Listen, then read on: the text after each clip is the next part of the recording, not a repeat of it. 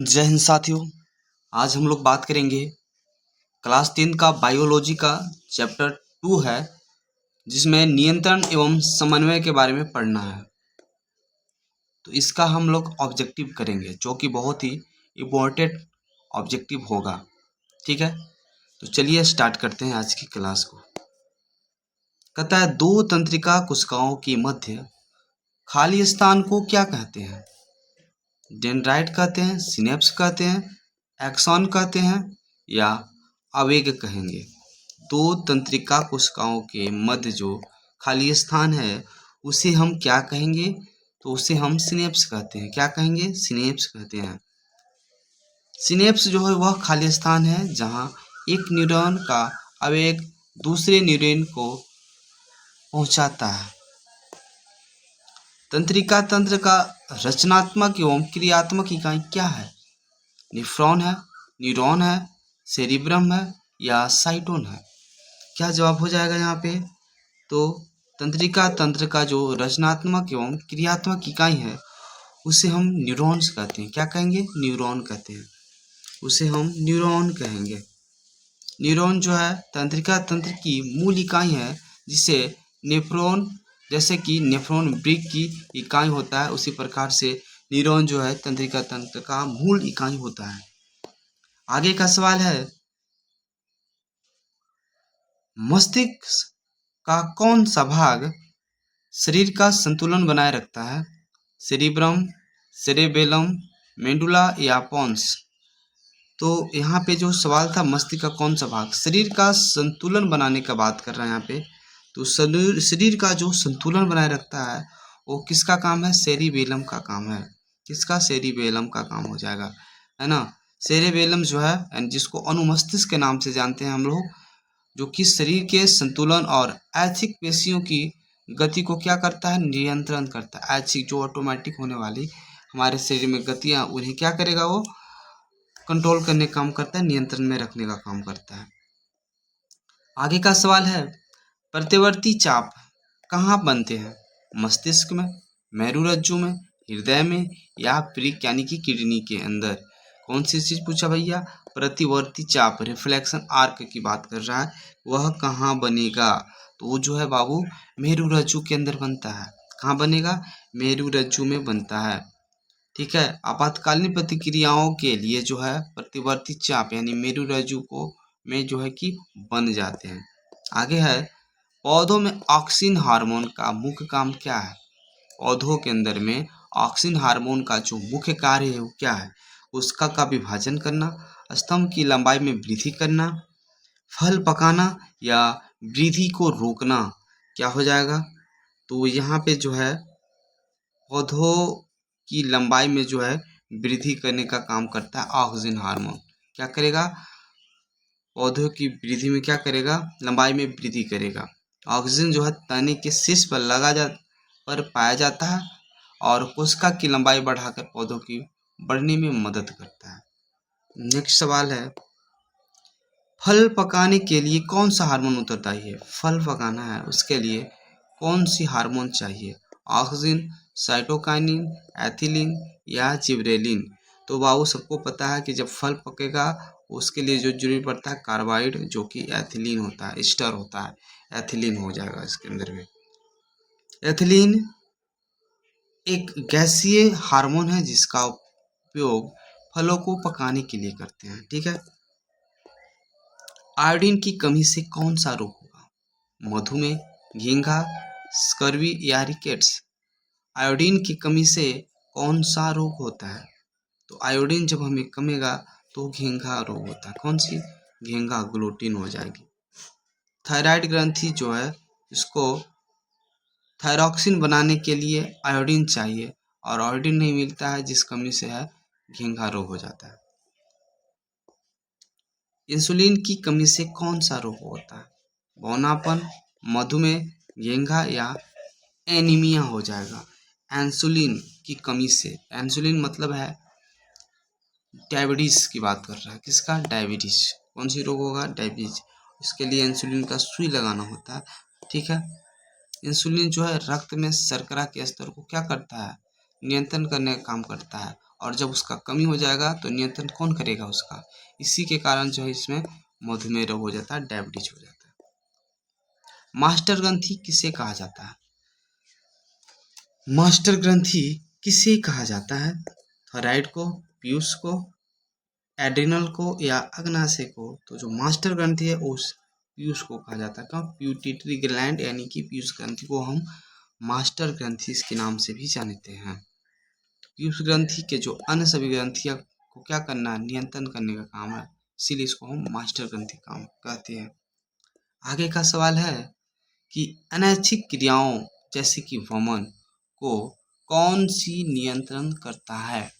अनैच्छिक क्रियाओं को कौन नियंत्रित करेगा?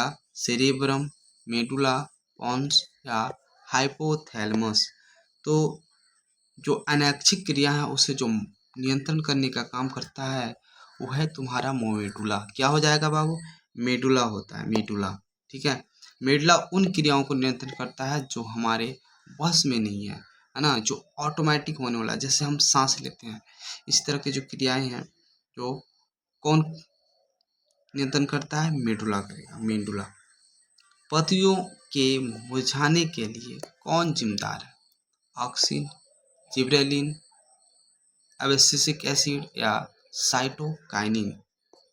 तो क्या पूछा है? पत्तियों के मुरझाने के लिए पूछा है। पत्तियां किसका वजह से मुरझाएंगी उसके लिए कौन सी हो जाएगी?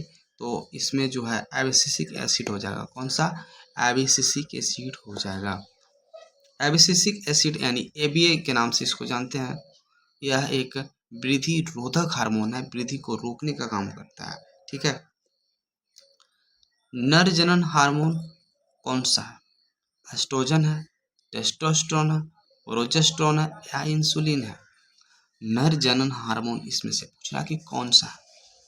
नर जनन हार्मोन इनमें से कौन हो जाएगा? तो जो है नर की बात करें तो टेस्टोस्टेरोन जो है किसके अंदर में होता है? नर में होता है। टेस्टोस्टेरोन अगर बेस्ट है तो आपको दाढ़ी मूंछ में आने में बहुत ही आसानी होता है। ठीक है, टेस्टोस्टेरोन पुरुष को द्वितीयक लैंगिक लक्षणों को नियंत्रण करने का काम करता है। उसका विभाजन को तेज करने वाला हार्मोन बताना है। ऑक्सिन, साइटोकाइनिन, जिब्रेलिन या एथिलीन हो जाएगा। उसका विभाजन को तेज करने के लिए कौन सी हार्मोन है? ऑक्सिन, जिब्रेलिन, साइटोकाइनिन या एथिलीन हो जाएगा। तो उसका विभाजन को तेज करने में साइटोकाइनिन जिम्मेवार है। साइटोकाइनिन तेजी से कोशिका विभाजन करने वाले क्षेत्रों को में पाया जाता है। लड़ो या उड़ो हार्मोन किसे कहते हैं? थायरॉक्सिन को, इंसुलिन को, एड्रेलिन को या एस्ट्रोजन को? थायरॉक्सिन, इंसुलिन, एड्रेलिन या एस्ट्रोजन हो जाएगा। तो लड़ो या उड़ो हार्मोन जो है एड्रेनलिन को कहा जाता है। एड्रेनलिन जो है एक संकट के समय धड़कन बढ़ाकर शरीर की तैयार करता है। मस्तिष्क का सबसे बड़ा भाग कौन सा है? प्रमस्तिष्क, अनुमस्तिष्क, मध्य मस्तिष्क या मेडुला? मस्तिष्क का जो सबसे बड़ा भाग है वो हमारा कौन सा हो जाएगी? तो वो जो है हमारा मध्य मस्तिष्क हो जाएगा। कौन सी? मध्य मस्तिष्क नहीं, सॉरी, प्रमस्तिष्क हो जाएगा। सेरिब्रम मस्तिष्क का सबसे विकसित और सबसे बड़ा हिस्सा है। सॉरी, थोड़ा मिस्टेक हो गया। पौधों की जड़ें प्रकाश से दूर भागती है, यह क्या है? धनात्मक प्रकाशानुवर्तन, ऋणात्मक प्रकाशानुवर्तन, जलानुवर्तन या गुरुत्वानुवर्तन? तो पौधों की जड़ें प्रकाश से दूर भाग रही है, इसका मतलब जो है ये क्या हो जाएगा? तो इसको हम कह सकते हैं ऋणात्मक प्रकाशानुवर्तन हो जाएगा। जड़ अंधेरे की ओर बढ़ती है इसलिए यह ऋणात्मक प्रकाशानुवर्तन कहलाता है। बीजों की सुप्तावस्था को कौन तोड़ता है?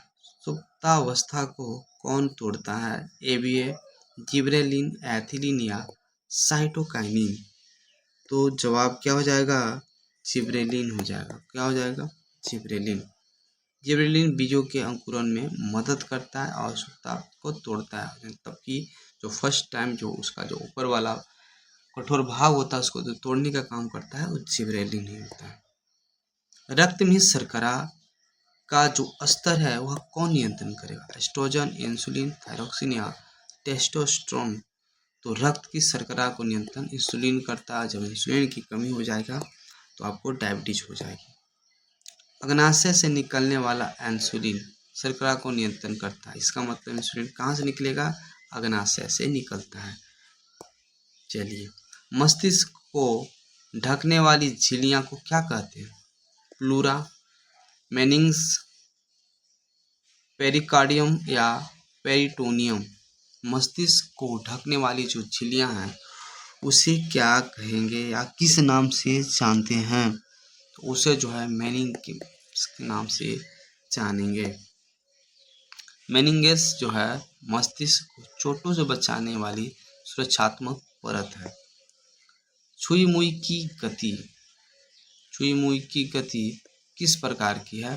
प्रकाशानुवर्तन, कंपानुकुंचन, जलवानुवर्तन या गुरुत्वानुवर्तन हो जाएगा। छुई मुई की गति किस प्रकार की है?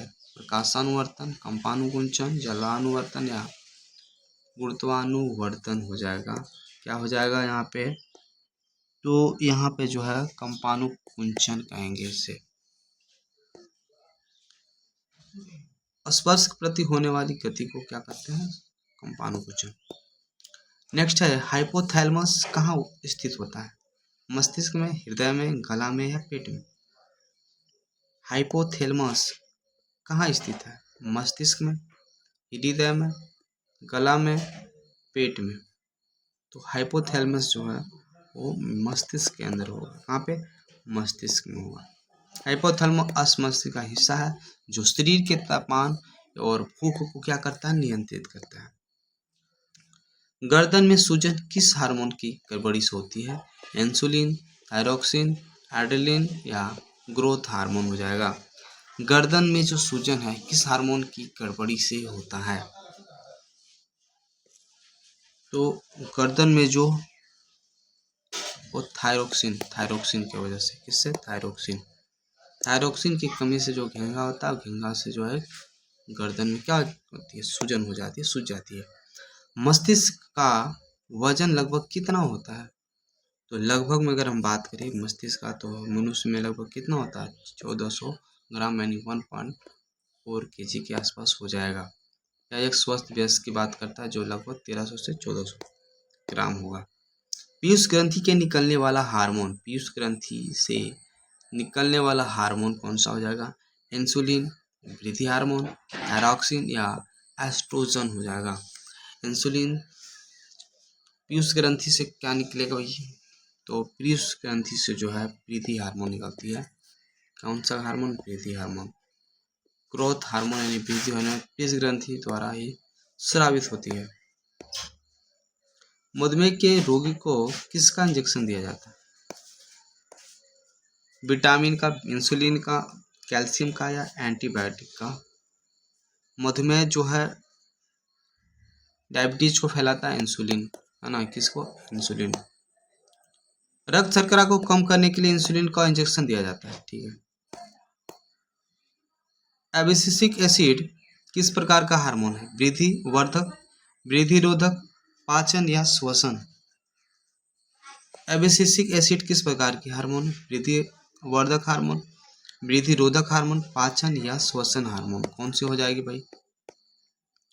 ये हो जाएगा हमारा वृद्धि वर्धक। एबिसिसिक वृद्धि वर्धक हो जाएगा। यह पौधे की वृद्धि को रोकने और पत्तियों को गिराने का काम करेगा।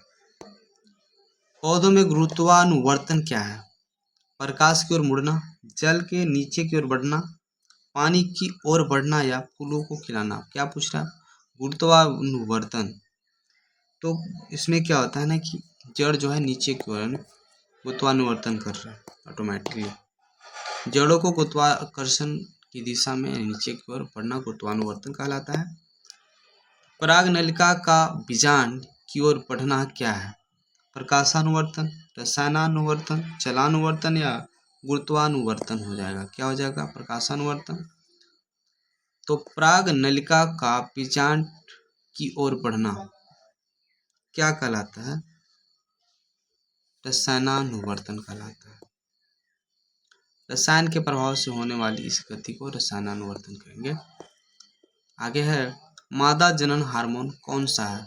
टेस्टोस्टेरोन, एस्ट्रोजन, इंसुलिन या थायरॉक्सिन? क्या हो जाएगा? एस्ट्रोजन हो जाएगा। क्या होता है? एस्ट्रोजन। एस्ट्रोजन और प्रोजेस्टेरोन जो है मादा लिंग हार्मोन होता है। भोजन देखकर लार आना कैसी क्रिया है? भोजन देखकर लार आना कैसी क्रिया है? ऐच्छिक, अनैच्छिक, प्रतिवर्ती या पी और सी दोनों? भोजन देखकर लार आना कैसी क्रिया हो जाएगी भाई? तो अनैच्छिक और प्रतिवर्ती क्रिया, यानी आंसर जो है डी हो जाएगा। मस्तिष्क का कौन सा भाग भूख और प्यास का केंद्र है? मेडुला है, हाइपोथैलेमस है, सेरिबेलम है, सेरिब्रम है? मस्तिष्क का कौन सा भाग भूख और प्यास का केंद्र हो जाएगा? मेडुला, हाइपोथैलेमस, सेरिबेलम या सेरिब्रम हो जाएगा। तो मस्तिष्क में भूख और प्यास को बात करें, कौन सा? हाइपोथैलेमस। हाइपोथैलेमस हो जाएगा, आंसर बी है। हाइपोथैलेमस जो है हमें भूख, प्यास और तापमान को एहसास कराता है। दो न्यूरॉन के जंक्शन को क्या कहते हैं? गांठ, सिनेप्स, एक्सॉन या साइटोन? दो न्यूरॉन के जंक्शन को क्या कहेंगे? तो दो न्यूरॉन्स के जंक्शन को जो है सिनेप्स के नाम से जानते हैं। सिनेप्स। सिनेप्स ही वह जंक्शन है जहां सूचनाएं पास होती है। ऑक्सिन कहाँ पाया जाता है? जड़ों के बीच में, तने के शीर्ष पर या पत्तियों में या फूलों में? ऑक्सिन कहाँ पाया जाता है? ऑक्सिन जो है, ऑक्सिन हार्मोन जो है वो क्या करता है? वृद्धि कराने का, पौधों को वृद्धि में यानी कि उस लंबाई को बढ़ाने में सहयोग होता है, यानी कि उस तने का शीर्ष पर होता है ऑक्सिन। यह मुख्य रूप से तने को बढ़ने में मदद करता है, इसलिए यह शीर्ष पर होता है। एड्रेनलिन ग्रंथि कहाँ स्थित होती है? गर्दन में, मस्तिष्क में, वृक्क के ऊपर या हृदय के पास? एड्रेनलिन ग्रंथि, एड्रेनलिन ग्रंथि जो है वृक्क के ऊपर होता है। अधिवृक्क ग्रंथियां दोनों किडनी के ऊपर होती है। अग्नाशय यानी पैंक्रियाज कौन सा हार्मोन बनाता है? इंसुलिन, ग्लूकागन, थायरॉक्सिन या ए बी दोनों? तो अग्नाशय जो है कौन सी हार्मोन बनाएगी? तो एक तो इंसुलिन होता है, सही है, और दूसरा जो है ग्लूकागन, यानी ए और डी दोनों हो जाएगी। अग्नाशय इंसुलिन और ग्लूकागन दोनों बनाता है। पीयूष ग्रंथि शरीर में कहाँ होती है? गर्दन के पास, मस्तिष्क का आधार, पेट या छाती? पीयूष ग्रंथि जो है कहाँ पर होता है? मस्तिष्क का आधार है। यह मस्तिष्क का आधार में स्थित होता है। किस हार्मोन की कमी से बौनापन होगा? आदमी छोटा हो जाता है, इसके लिए कौन सी हार्मोन?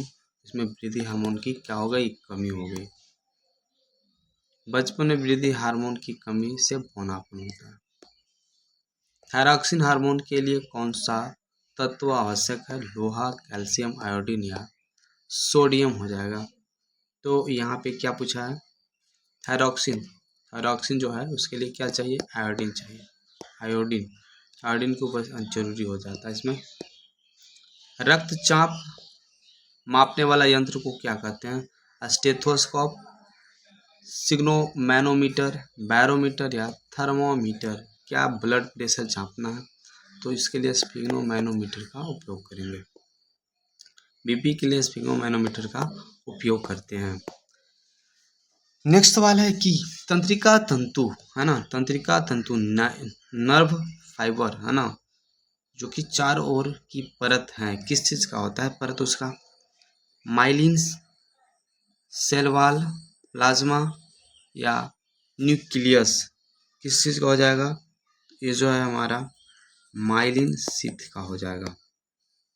माइलिन शीथ जो है आवेगों को तेजी से भेजने में मदद करता है। मस्तिष्क का बाहरी भाग क्या कहलाता है? Grey matter, white matter, cortex या मीडुला? मस्तिष्क का बाहरी भाग क्या कहलाता है? तो मस्तिष्क का जो बाहरी भाग है उसको कॉर्टेक्स के नाम से जानते हैं। कॉर्टेक्स, यही सबसे पहली बार डैमेज होता है। वैसे मस्तिष्क का बाहरी भाग को सेरेब्रम कॉर्टेक्स कहते हैं। आंख की पुतली का फैलना कैसी क्रिया है? अनैच्छिक, ऐच्छिक, प्रतिवर्ती या बीसी दोनों? तो क्या हो जाएगा? बी और सी दोनों, यानी अनैच्छिक और प्रतिवर्ती, यानी ऑटोमेटिक ही काम करता है। तेज रोशनी में पुतली का सिकुड़ना एक अनैच्छिक प्रतिवर्ती है। हृदय की धड़कन को कौन नियंत्रित कर देगा?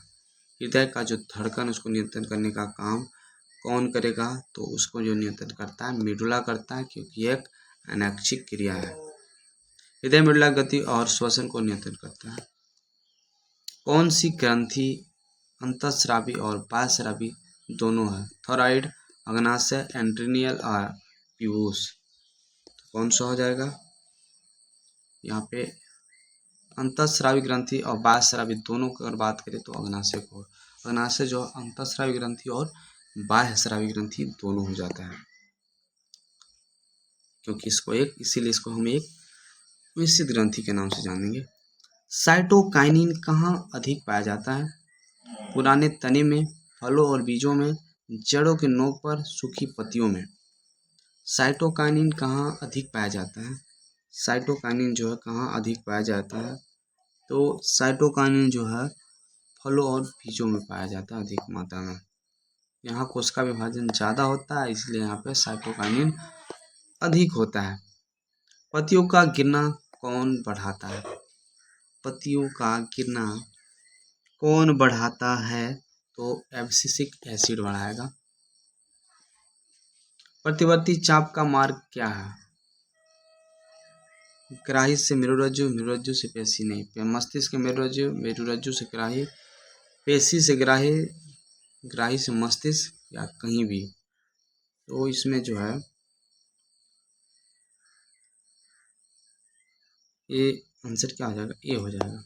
ग्राही से मेरुरज्जु और मेरुरज्जु से जो है कि पेशी होता है। ग्राही सूचना लेकर मेरुरज्जु जाएगा और फिर वहाँ से पेशी जो है इफेक्टर को आदेश देता है। सबसे छोटी अंतःस्रावी ग्रंथि कौन सी हो जाएगी? सबसे छोटा और वह कैसी ग्रंथि हो?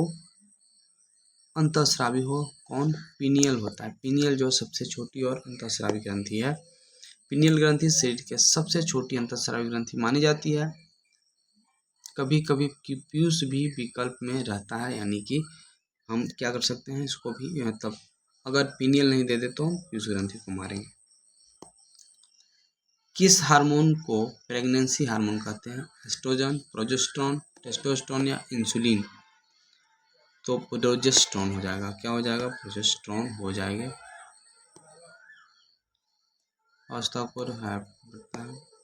आज का अंतिम सवाल है, न्यूरॉन का वह भाग जहाँ से संदेश अगले न्यूरॉन को जाता है।